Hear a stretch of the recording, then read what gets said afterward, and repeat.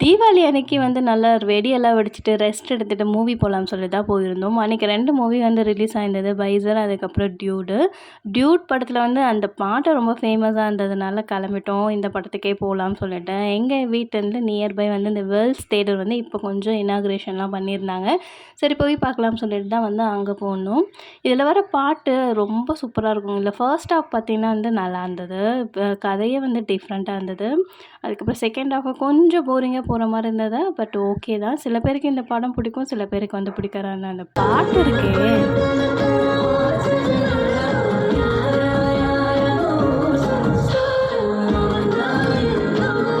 இந்த பாட்டு கேட்டாலே சம்திங் ஏதோ நமக்கு ஒரு பண்ற மாரி இருக்குங்க. அதுதாங்க லவ்வோட ஃபீலிங்கு. இந்த படத்துல வந்து ஒரு கருத்து வந்து சொல்லியிருக்காங்க.